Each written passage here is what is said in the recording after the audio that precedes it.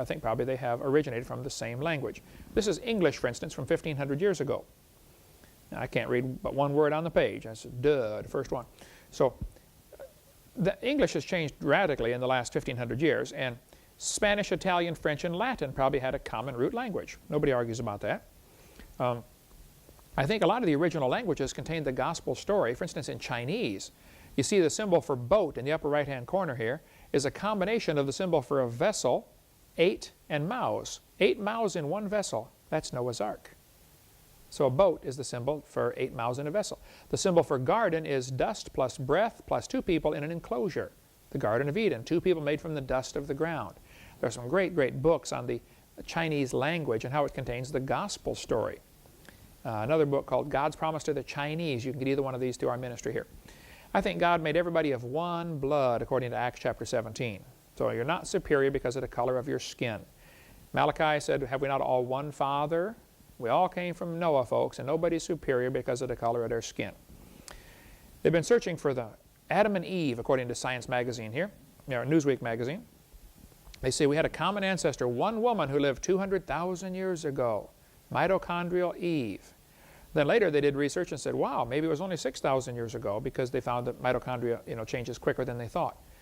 And then they said, oops, we know that can't be right, so we're going to keep searching. The fact of the matter is, the Bible's right. About 4,400 years ago, we all came from Noah and his descendants.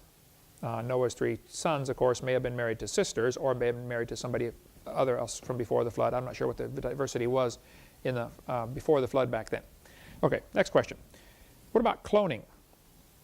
Well, I think cloning is an interesting genetic trick, but it's not producing anything new.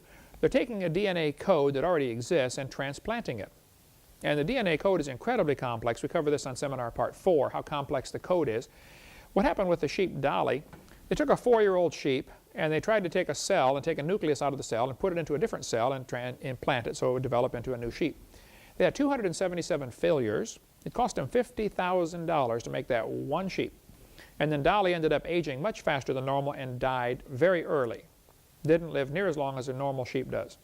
So basically, there was a failure. $50,000 for one sheep. I said, fellas, hey, the sheep can do this a whole lot quicker and cheaper. Leave them alone. They're doing fine. Okay. Next question. Why did God make poisonous snakes in a perfect world? I don't know the answer to this one for sure, but I have a theory that might help shed some light on this. Dr. Guderian in western Ecuador has treated 300 cases of snake bite with electric shock. They use a stun gun. If you get bit by a poisonous snake, if they get you within the first 30 minutes, they will take a stun gun and shock the site of the injury where you got bit. They shock the other side of the limb, and if it's been more than 30 minutes, they go halfway to the heart and shock you again. The electric shock going through your body neutralizes the poison. A lot of people in jungle areas now are carrying little stun guns, and if you get bit by a poisonous snake or a poisonous spider, you spark it and go back to work. So many theories abound on why there were poisonous snakes. Maybe they weren't poisonous. You can contact Carl Baugh, Glen Rose, Texas, about the hyperbaric chamber he has there, where he raised poisonous snakes, I believe it was copperheads, under hyperbaric conditions, high pressure oxygen, and increased electromagnetic field, which probably the Earth had before the flood, stronger magnetic field. After 2 weeks, his snakes were not poisonous. They were still snakes, of course, but the poison was not harmful to the human body. So, 50 milliamp spark at 60 hertz is safe for a safe medical limit. Many stun guns are 3 milliamp, so it's not a problem at all. They say you should shock the bite as soon as possible. Straddle the bite with the probes and shock twice in an X pattern. If more than 30 minutes has passed, connect a wire to one probe and shock through the limb. This is how they're doing it in missionary schools. They're teaching them how to handle snake bites with stun guns, or if you can't get that, get a spark plug off of a lawnmower, chainsaw, or a car or something, and shock it. It'll help neutralize the poison. All right, what about the Ark of the Covenant? Well, in Jeremiah chapter 52, it tells us that they took away the cups, the spoons, the bowls. I mean, it mentions all kinds of little detail things out of the temple. In Ezra, it tells us about the stuff they brought back, and it says Nebuchadnezzar brought back stuff to the temple. Nebuchadnezzar took away the things, and Ezra brought them back here. And it mentions the knives, the gold and silver basins, the cups, everything. Little tiny stuff is all mentioned, but the Ark of the Covenant is never mentioned. What happened to the Ark of the Covenant? Well, in 2 Chronicles 26 it tells us Uzziah prepared cunning engines and machines to cast great stones. They made basically catapults. He put these on the walls of the city of Jerusalem to fling these massive stones out there to protect the city.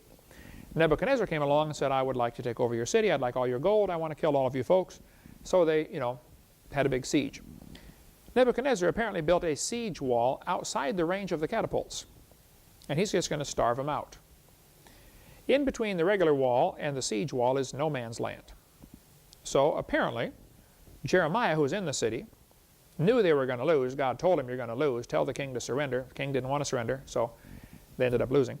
But Jeremiah took the temple furniture outside the city wall and inside the siege wall, probably at night, and he hid the Ark of the Covenant, the table of showbread, the candlestick. A lot of these things were taken outside the city wall, but inside the siege wall, and hidden in a cave system. If you look at the city of Jerusalem here, and pretend it's a clock, right about 10 o'clock you'll see Golgotha. Right there where Golgotha is apparently where this cave system was that Jeremiah hid it. If you read Jeremiah 27, it says, the nation and kingdom that will not serve the same Nebuchadnezzar, king of Babylon, that nation will I punish. Jeremiah knew full well they were supposed to surrender to Nebuchadnezzar. King didn't want to do it, and they didn't do it, so they ended up being killed, most of them, taken captive. So Jeremiah took the temple furniture, apparently, outside the city wall in a cave system, a tunnel system, out to underneath where today is Golgotha, where Jesus was crucified. Ron Wyatt was a good friend of mine. He died in '99, but he did a lot of research over there, and he says that he actually saw the Ark of the Covenant. I get people that criticize me for even mentioning Ron Wyatt. Well, I think he did good work, and you ought to read what he's done. Read his research. He says the Ark of the Covenant was there in a box made of like a big stone case, and it was sealed up in a room. They found this, it's like a big sponge over there. This cave system is pretty spread out. And he saw the Ark of the Covenant. He said all it had was the 10 Commandments in it, nothing else. I talked to Ron in 1982. In January '82, Ron claims he found the Ark. I spent several hours talking to Ron. I said, Ron, you realize how far-fetched this sounds? He said, Brother Hovind, if you were telling me, I wouldn't believe you. He said, but it happened, I'll tell you. He said, I brought the Jewish authorities. I told them what I found. They haven't touched it. They're afraid to touch it. They learned from a guy named Uzzah years ago in 1 Chronicles when Uzzah touched the Ark and God killed him. So they haven't touched it, but they do know it's there, and they're going to bring it out as soon as they're ready.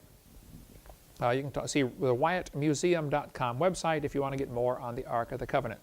Next question. What about Bigfoot? Well, I have talked to 10 people now who've told me face-to-face they have seen a Bigfoot. Todd Jurassic, friend of mine from Oklahoma, has done incredible research on Bigfoot. You can get a hold of Todd. He's writing a book about the creature. He's interviewed many folks who claim they've seen one. It appears that the Patterson film may be a fake. I don't know. They said somebody confessed that they were dressed up in an ape suit and all that stuff. I don't know. But there have been an awful lot of sightings that are pretty hard to explain that appear to be something like a Bigfoot. I don't know what it is, but here are the theories. Some people say they're all hoaxes or misidentified. That certainly could be true. I don't know. There are many stories that simply can't be explained, I don't think, as hoaxes or misidentified. There seem to be pretty reliable sightings with hard to explain things like deep footprints that a person couldn't make unless he weighed 600 pounds. By the way, who in their right mind would run around the woods in an ape suit? Do you realize how many rednecks would love to shoot one of those things and bring it in and hang it on their wall? I mean, that's just not smart, okay? I don't think they're all just hoaxes or frauds, though some probably are. Second theory says